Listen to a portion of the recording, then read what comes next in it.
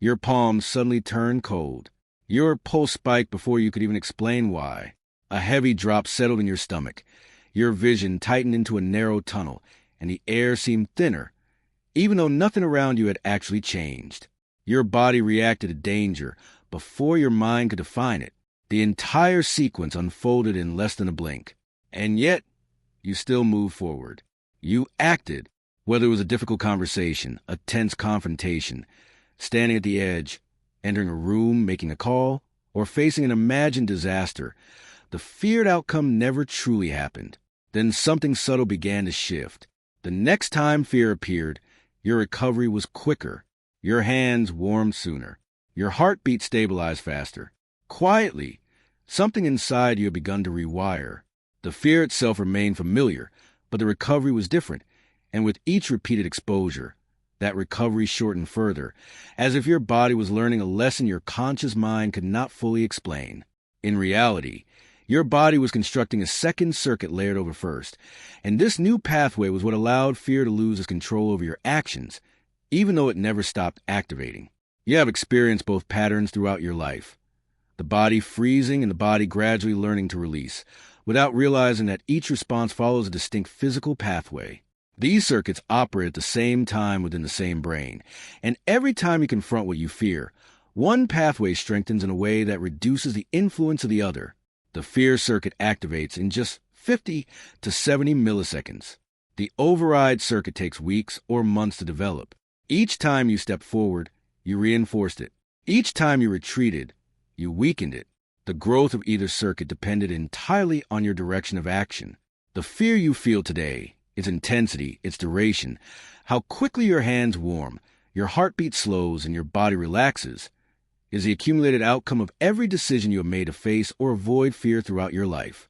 These processes are not abstract. They are measurable, mappable, and changeable. So how does the body react before the mind identifies a threat? Visual signals from the retina reach the amygdala through a rapid shortcut, a direct subcortical route. From the retina to a midbrain structure called the superior colliculus, then to a thalamic relay known as the pulvinar, and finally to the amygdala, delivering low-resolution threat information within approximately 50 to 70 milliseconds. This timing has been directly observed in human intracranial recordings, including research conducted by Dr. Adrian Keller and his team in Nature Neuroscience. Meanwhile, the same visual input takes about 150 to 200 milliseconds to reach the visual cortex, where conscious recognition occurs. This means the amygdala receives only a rough outline, movement, contrast, general shape, and makes a rapid threat judgment based on incomplete information, while the cortex is still assembling a detailed image you can consciously recognize. The survival principle behind this is straightforward.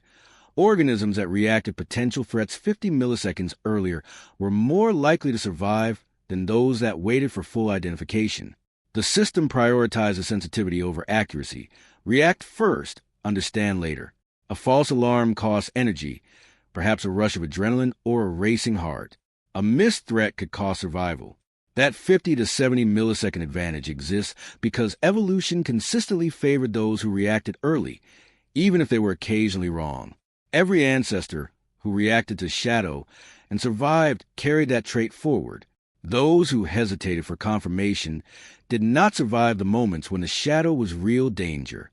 The system was designed for a world where false alarms were minor costs and missed threats were fatal consequences.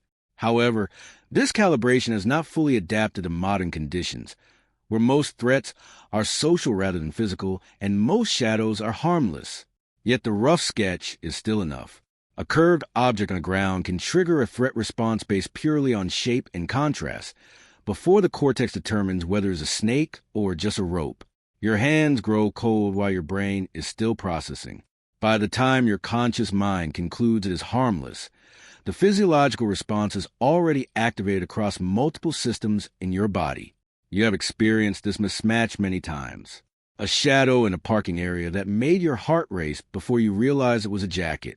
A sudden noise behind you that caused your shoulders to tense before you identified it as a car door. A vague figure in your peripheral vision that made you flinch before resolving into a coat stand.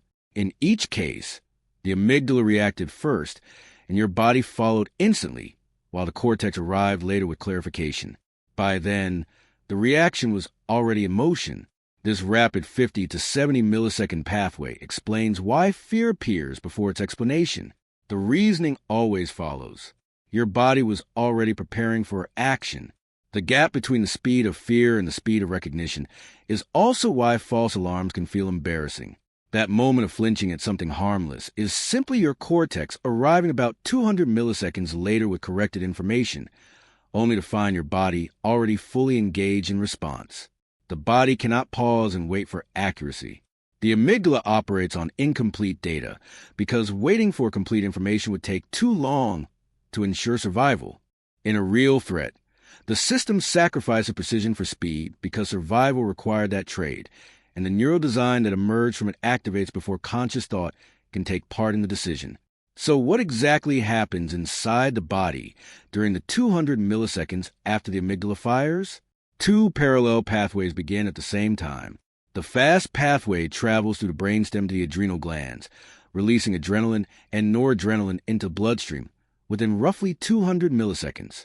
The slower pathway moves through the hypothalamus and pituitary gland to the adrenal cortex, releasing cortisol over several minutes.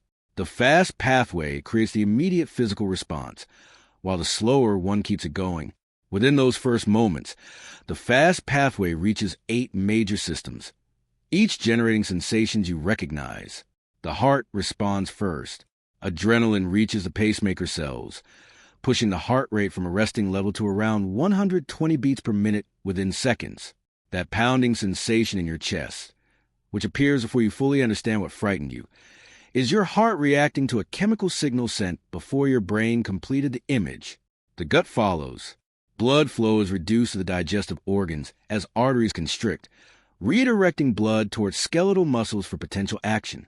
That sinking feeling in your stomach is a result of blood leaving the digestive system almost instantly.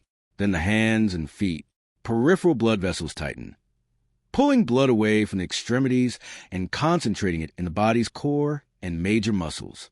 The cold sensation in your hands is your body preparing for a possible injury by minimizing blood loss in areas most exposed. Vision changes next. Pupils expand and peripheral processing decreases to sharpen focus on the central threat. This narrowing creates tunnel vision, where the brain directs nearly all its processing power toward a perceived danger at the expense of everything else. The liver also responds. Adrenaline signals it to release stored glucose into the bloodstream within about 60 seconds. That sudden burst of energy you feel alongside fear is your body supplying fuel for muscles that may need to act quickly. Blood clotting increases as well. Platelet activity and clotting factors rise, making blood more able to clot within a minute. This is the body preparing to stop bleeding before any injury has even occurred, shifting chemistry toward rapid sealing, because the amygdala classified the situation as dangerous before confirmation arrived. Breathing accelerates. The bronchioles expand. Breathing rate rises from around 14 breaths per minute to 25, or even 30, and the muscles between the ribs engage more forcefully. The tightness in your chest is not a malfunction, but a shift into emergency ventilation. The body is working harder to move air, something it rarely does outside intense physical effort. And in the context of fear, this unfamiliar sensation is often mistaken for distress rather than preparation. 8 systems activate within 200 milliseconds, each producing sensations that have accompanied every major fear response you have experienced. Cold hands, a racing heart, a sinking gut, narrowed vision, a surge of energy, and a tight chest. Every one of these reactions is tied to a specific organ, responding to a precise chemical signal sent before conscious awareness was complete. After this initial phase, the slower pathway begins to sustain the response. The hypothalamic pituitary adrenal axis takes over, releasing cortisol minutes after the adrenaline surge. While adrenaline fades quickly, cortisol keeps the body in an elevated state for much longer. The lingering tension, the difficulty calming down, the heart rate that remains elevated long after the danger has passed, and the repeated replaying of the event in your mind are all effects of cortisol continuing what adrenaline started. Asking why you cannot relax after a scare is essentially asking your conscious mind to override a chemical process that will continue for another 30 to 60 minutes regardless of your thoughts. Cortisol also has an additional effect that adrenaline does not. It feeds back into the amygdala, increasing its sensitivity. This means that any new stimulus encountered while cortisol levels are still high can trigger a stronger response than usual. The fear system becomes easier to activate while it is already engaged. This is why multiple stressful events in a single day often feel progressively more overwhelming rather than simply adding up. The cortisol released during a morning conflict may still be circulating when an afternoon challenge occurs, causing the amygdala to react more intensely the second time because its threshold has already been lowered. What you describe as a moment everything became too much is often not just the final event itself, but the amplified response caused by the earlier cascade still influencing the system.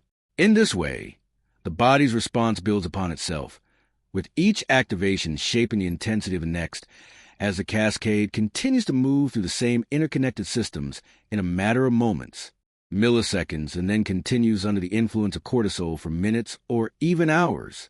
But does the strength of this response remain stable throughout life, or does something gradually alter the point at which the amygdala decides to activate? Something has been shifting slowly and consistently, especially after the age of 30. What changes the threshold that determines when the amygdala fires? One key factor is testosterone. This hormone directly affects the amygdala by raising its activation threshold, meaning a stronger signal is required to trigger the full cascade. Higher testosterone levels are associated with reduced amygdala reactivity to threatening stimuli, as shown in functional imaging studies during controlled exposure to fear-inducing situations. In simple terms, testosterone raises the bar that a perceived threat must cross before the response is launched. However, testosterone naturally declines by about 1 to 2% each year after the age of 30. By the time a person reaches 60, levels may drop to roughly 55 to 75% of their peak. As this decline continues over decades, the amygdala's threshold gradually lowers. A situation that would have caused only mild concern at May 30th trigger a full stress response at 60 because the required signal strength has decreased over time. If you have noticed feeling more anxious with age, more sensitive to minor disturbances, or more easily startled by everyday events like a phone ringing or a door closing, you're experiencing the shift in threshold.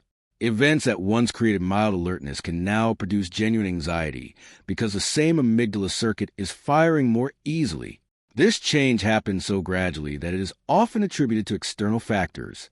People may believe their environment has become more stressful or the world more dangerous. While circumstances can certainly change, the measurable shift in hormonal balance has also lowered the threshold that determines when the fear response activates. The external triggers may be similar, but the internal bar has moved. At the same time, cortisol influences the system in the opposite direction. While testosterone declines and reduces resistance to activation, cortisol increases sensitivity further. Elevated cortisol levels, which can result from chronic stress, disrupted sleep, or increased visceral fat, make the amygdala even more reactive. These two hormonal changes converge on the same circuit. Declining testosterone lowers the threshold from one side, while rising cortisol heightens sensitivity from the other. Together, they make it easier for the amygdala to activate in response to any given stimulus. At age 30, a combination of higher testosterone and lower cortisol required a strong signal to trigger the full response. Only genuine threats would activate the cascade, while moderate situations pass without a full reaction. By age 60, lower testosterone and higher cortisol mean that weaker signals can trigger the same cascade. Situations that once remained below the threshold now cross it. Social interactions that previously caused mild awareness may now produce a full physiological response. The subjective experience is that the world has become more threatening, but the physiological reality is that the activation threshold has lowered over time. The same stimulus now produces a stronger response because two independent hormonal changes have shifted sensitivity in that direction. The cascade can activate faster and with greater intensity at 60 than it did at 30, even when the situation itself is unchanged. This leads to an important question. What happens inside the brain when you move forward despite this full activation? You have experienced a cascade many times, so the feeling of fear is familiar. But when you act despite it, something changes afterward. That change is explained by the formation of a second circuit. When a feared situation occurs and the expected negative outcome does not happen, the brain detects a mismatch. The body remains safe, and the prefrontal cortex registers this difference. This moment becomes a turning point. Up to now, everything described the mechanics of fear. What follows explains how facing it reshapes the system. When the anticipated danger fails to appear, the prefrontal cortex sends an inhibitory signal to the amygdala through a direct neural pathway. This structure has been identified in neuroscience research, particularly in studies of extinction learning.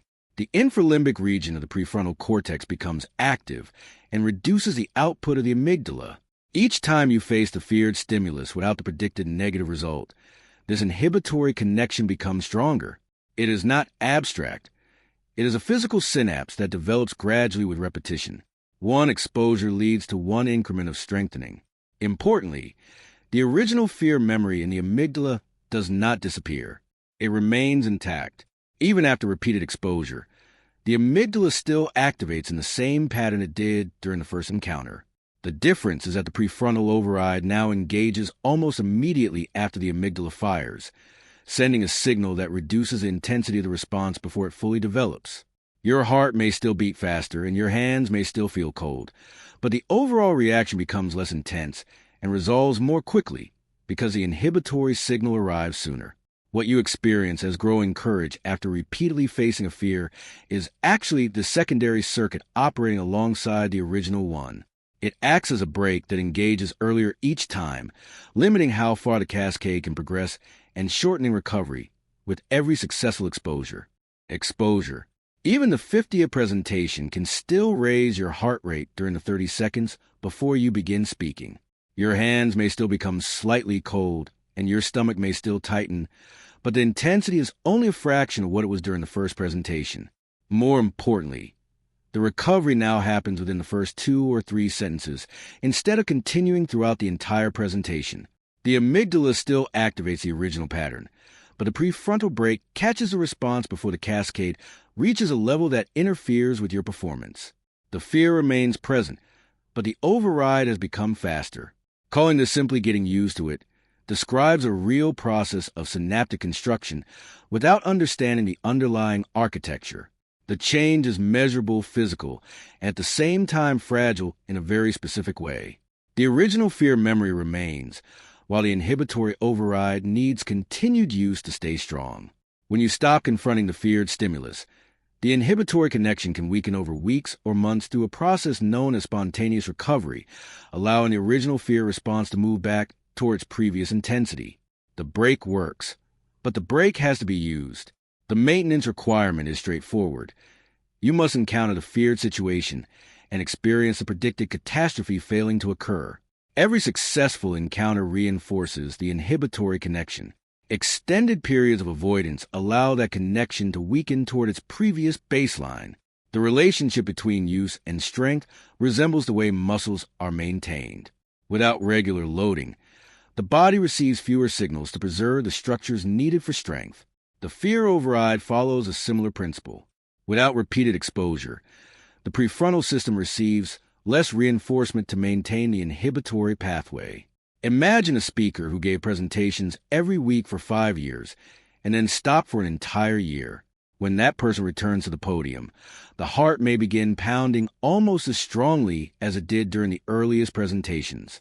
The override that took years of weekly exposure to develop has weakened during those 12 months of avoidance because the synapse received no repeated signal that it was still needed. The return of fear can feel like personal failure because we naturally expect courage earned through years of practice to remain permanently.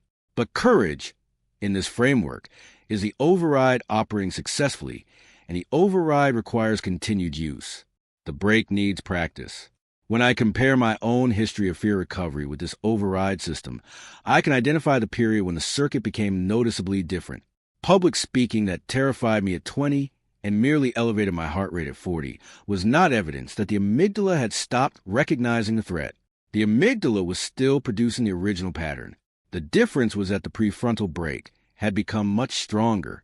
20 years of repeatedly stepping forward had strengthened the inhibitory connection that reduced the impact of the fear. The speed at which this override develops is also influenced by BDNF, a growth factor involved in neuroplasticity. The earlier discussion about exercise described how this process can be supported. BDNF, which contributes to hippocampal growth and synaptic development, also affects the prefrontal cortex. Higher levels of BDNF can support faster synaptic remodeling in the prefrontal regions involved in controlling amygdala activity. Regular aerobic exercise can increase BDNF availability, creating an environment that may support faster strengthening of the inhibitory pathway during fear extinction. In practical terms, the neuroconstruction that might require 20 exposures under one set of conditions could potentially require fewer exposures when the biological environment is more supportive of plasticity. Exercise can therefore help the fear override develop more efficiently through the same molecular system involved in neural growth and learning. The practical connection is important. Beginning a program of deliberately confronting a specific fear while maintaining regular aerobic exercise may support faster development of the inhibitory pathway than repeatedly confronting the fear without physical activity. But BDNF does not replace exposure. Exposure remains essential because the prefrontal cortex needs actual outcome information, the experience of fear followed by safety. To strengthen the pathway, BDNF may support the remodeling process, but it does not provide the evidence required to build a response. Exercise without exposure does not create the fear override because the necessary fear-then-safety sequence never occurs. Exposure without exercise can still strengthen the pathway through the normal learning process.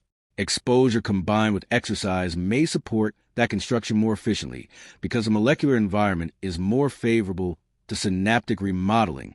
But even after prefrontal override reduces the intensity of the cascade, another system determines how quickly the body returns to baseline once the response has been activated. That system involved the vagus nerve and what is commonly described as vagal tone, the parasympathetic counterweight to the sympathetic fear response. Vagal regulation influences how rapidly the heart rate settles after a stress response. Greater parasympathetic capacity is generally associated with faster recovery. A person with lower recovery capacity may remain at an elevated heart rate for several minutes after a fear stimulus, while someone with stronger parasympathetic regulation may return toward baseline much sooner. The initial cascade can be similar, but the recovery system can engage at different speeds. Extended exhale breathing, one method used to encourage parasympathetic activation, can help train more efficient regulation when practiced consistently over time. With repeated practice, controlled breathing may make it easier to shift the body toward recovery after stress. This matters because the prefrontal override and the vagal recovery system perform different jobs. The prefrontal override primarily reduces the peak, the maximum intensity the fear cascade reaches before inhibitory control takes effect. The vagal system primarily influences the tail, the amount of time the physiological response continues after the peak has passed. Someone with a strong prefrontal override but weaker recovery regulation may experience a relatively mild fear response that nevertheless lingers for several minutes. Someone with a weaker override but stronger recovery regulation may experience a powerful initial surge that settles relatively quickly. Someone with both systems functioning effectively can experience a smaller cascade that also resolves faster, reducing both the peak intensity and the duration of the response. Quickly, these are two completely separate braking systems, aimed at different targets and operating on different timelines. Stepping backward from fear carries a specific and measurable cost. When you avoid the feared situation, the prefrontal cortex never receives the outcome information it needs to construct the inhibitory override. Avoidance therefore preserves fear through two mechanisms at once. First, the amygdala's prediction of danger is never disproven by real-world experience, so the prediction remains intact and can become stronger with repetition. Second, the relief that follows avoidance reinforces a behavior through negative reinforcement, making it more likely that you'll avoid the same situation again. Every time you retreat, you simultaneously strengthen the fear prediction and deprive the override system of the experience required to build its inhibitory connection. This is why you cannot simply think your way out of fear. Fear operates through neural pathways that are not directly controlled by conscious reasoning. You can know that flying is statistically safe, yet still experience a powerful amygdala response during turbulence because the amygdala receives rapid threat information to the subcortical pathway in roughly 50 to 70 milliseconds, while your statistical understanding is processed through slower cortical systems. Rational knowledge arrives after the initial reaction has already begun. The prefrontal override is built primarily through experience. It develops when the body experiences a full sensation of turbulence, remains in the situation, and eventually reaches the other side safely. The prefrontal cortex then records a mismatch between what was predicted and what actually happened. The body has to experience the sequence and survive the outcome for that learning process to strengthen. Avoidance provides immediate comfort while preventing the underlying construction from taking place. The comfort is genuine and immediate. When you choose to retreat instead of moving forward, the stress can fall, cortisol can decline, sympathetic activation can decrease, and the nervous system can return toward a sense of safety. The brain records this sequence as successful problem solving. The threat appeared, you escaped it, and the distress ended. From the brain's perspective, avoidance worked. The distress disappeared because the feared stimulus was removed, and the nervous system interpreted that removal as a solution. The solution was real in the immediate moment, but the cause remained invisible because it was something that never happened. An inhibitory connection was never strengthened, an override was never developed, and a predicted outcome was never tested. The brain never received the evidence necessary to update the fear prediction. Comfort was purchased with the only currency the override accepts for construction: direct contact with the feared stimulus followed by evidence that you remain safe. Now consider someone who has avoided a particular fear for many years. That person may have an amygdala response strengthened by repeated predictions that were never disproven, a prefrontal override weakened through lack of use, hormonal changes that gradually reduce the threshold for amygdala activation, and elevated stress levels that can further increase sensitivity. Multiple factors can therefore converge on the same fear response, making it feel larger over time while the system designed to reduce it receives little opportunity to develop. By later adulthood, a fear that has been avoided for decades can feel overwhelming because years of repeated prediction, reduced exposure, changing physiology, and weakened inhibitory learning may all be influencing the same circuit. The experience of fear becoming stronger is not necessarily imagined. Neural learning, stress regulation, and avoidance behavior can all contribute to changes in how strongly the response is expressed. Meanwhile, the mechanism capable of dampening that response has received little new experience from which to learn. Then the sequence changes. Your hands become cold within roughly 50 to 70 milliseconds. Your heart accelerates before your eyes have fully identified what is happening. Your stomach drops as blood flow shifts away from the digestive organs. Your vision narrows, glucose becomes more available for rapid movement, and the body prepares its clotting system. Multiple systems activate within fractions of a second, preparing you for a danger that the conscious cortex has not yet confirmed. Then you step forward anyway. The feared outcome does not occur. Your prefrontal cortex registers a mismatch and begins strengthening an inhibitory pathway toward the amygdala. One exposure provides another learning signal. The next time the same stimulus activates the amygdala, the override may engage slightly sooner than before. The fear response still appears, but recovery becomes shorter. The original fear pathway can activate within 50 to 70 milliseconds, while the inhibitory pathway develops gradually through repeated experiences of confronting fear and remaining safe. Both circuits exist within the same brain, but they are shaped by different processes and operate on very different timescales. Every time you move forward, you give the override another opportunity to strengthen. Every successful recovery provides evidence that the new pathway is becoming more effective. The original fear circuit was shaped to react rapidly because survival favored speed over perfect accuracy. The override develops more slowly because safety learning requires repeated confirmation before the brain can confidently reduce its response. One system is optimized for immediate danger. The other is built through patience, repetition, and evidence. Speed for danger, patience for safety. Every time you step forward, you strengthen the system that can eventually apply the brake. Every time you step backward, you reinforce the circuit that learned to escape before the evidence could arrive.